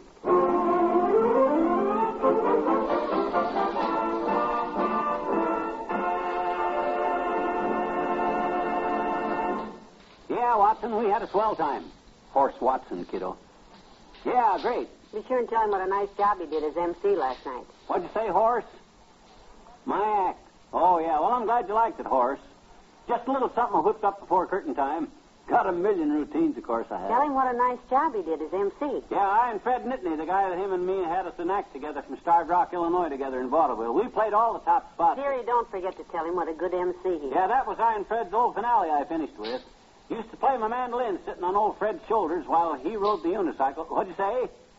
The flags that come out of my ears? Oh, dear, here we go again. Oh, I'm sorry, Horace. I'd like to tell you, but that's a trade secret. Can't give out any information on that on account of a pact I made with old Fred. Yeah, well, I'm glad you liked it, though. McGee, tell him what a good MC he is. Just a minute, Watson. What's the matter, Molly? What is it? I said tell Mr. Watson what a fine job he did arranging the show and being the master of ceremonies. He was a stage manager and everything, you know. I think he'd like a little appreciation. Oh. Say, Horace, before I hang up, I just wanted to say you did a good job yourself last night, too, though. Yeah, that's okay. Good. I think you done fine, considering that you got no show business background like I have, and naturally you didn't know your foots from your fly-loft. I mean, like routining the show, you know. No real showman would ever put two musical acts together like that, but what the heck. You take a guy that he's a shoe clerk like you are and put him running a vaudeville show, and when you look at it that way, I think you did pretty good. Pretty darn good, boy. Yeah, because... Hello? Hello, horse. Hello? Guess that flattery kind of embarrassed him. He hung up. Well, you did spread it on a little thick. Well, he deserved it. He worked pretty hard. Hey, say, where's today's paper? Have you seen it? Yes, it just came a while ago. I'll get it. Watch the Christmas tree. Oh, dear. Only 2 ornaments fell this time. We'll have to start thinking about taking this thing down soon. The needles are beginning to Plenty of time for that, Molly. Gee whiz, we did a lot of work decorating that tree. Okay. Here's the paper. Thanks. Hey, look at that, will you, kiddo? Sure looks funny. Not a picture of you with those American flags coming out of your ears while you play this. No, I mean this date up here. January 1st, 1954. Look at that 4. Doesn't it look funny? It sure does. Yes, this is the first day of the new year. You make it sound like the news scoop of the century. Ah, yes, a new day dawns. A new clean slate lies ahead of us, unmarked and unblemished. And by this time next year, thereupon will be written the future of our spinning universe in bold, clear letters. What does that mean? I don't know. I'm thirsty. You got a glass of root beer? There's some in the icebox. See who it is, Molly. I'm so tired I... Come in. Well, Dr. Gamble. Hello, my dear. Hi, Doc. Too bad you didn't get here sooner. You just missed a bit of homespun philosophy that would have spun you around and sent you home talking to yourself. Well, if he's in a philosophical mood, maybe I better not stay. He's bad enough when he... You ought to wonder whether to come into my house or not, you big chiseler, you joke stealer. Me? I don't know what you mean. Sit down, Doctor. Look at that innocent look on that putty puss of his, Molly. Doctor, I've been wounded deeply. To think that you, my nearest, dearest, and fattest friend, would steal my act at the Elks Club. Steal 10 of my best jokes so that you and Wimple could go out there and tell them before I got a chance to. So I had to do a whole new act. I don't know how to thank you, Doctor. Well, believe me, kids, I learned my lesson. When Wimple walked out there and I asked him where he was going with those Coca-Colas, and he said he was taking the case to court, I thought they'd kill us. And when he came back with a step letter and said he was taking the case to a higher court, they should have. Yeah. Believe me, I've learned that crime doesn't pay. Ah, you guys just didn't do 'em right, Docky. You got to be actors, boy, that's all. Now you take me and old Fred Nittany. We used to get laughs with that stuff all the time. In 1923, maybe, but this is 1953. 54, Molly. A new year's here. Oh, yes. Yeah. It's hard to get used to it. 365 new days. Yeah. I wonder what this new year is going to bring us. Good? Bad? What? Well, let's hope it brings peace and happiness. Let's hope that this year all the people of the world can come to a better understanding of each other's problems. Yes. Because if this new year can bring to all of us a new faith in the future, a new tolerance for our fellow man, and a little more love for each other, this could be the greatest new year of our lives.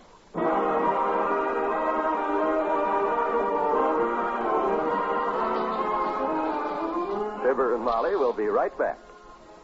How about it? Have you broken any New Year's resolutions yet? Well, if you haven't, don't worry about it. There are still 364 days left in 1954. Plenty of time to shatter all those resolutions you've been badgered into making for the new year. Of course, we hope you can be the exception and keep all your resolutions this year, especially if you have resolved to work more enjoyment into your life in 1954. One way we'd like to help out with such a resolution as that is to send along to you the very finest of all radio entertainment on the NBC radio network. During 1953, NBC spent millions of dollars to bring you an improved program schedule. And during 1954, we will continue to bring you the finest of the available radio programs. So accept our invitation to be our guest whenever you want wonderful radio entertainment throughout this new year, whether it be comedy, music, adventure, news, or drama. Just set your dial to the spot where you hear the familiar 3 NBC chimes, your invitation to the best in listening.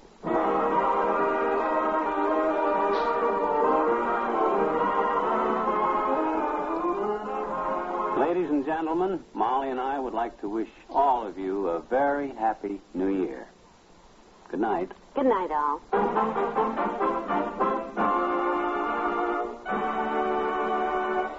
NBC has brought you the Fibber, McGee, and Molly program, transcribed with Bill Thompson as the old-timer and Arthur Q. Bryan as Dr. Gamble. This is John Wald inviting you to be with us again next Monday night for another visit with Fibber, McGee, and Molly. Now laugh with Can You Top This on the NBC Radio Network.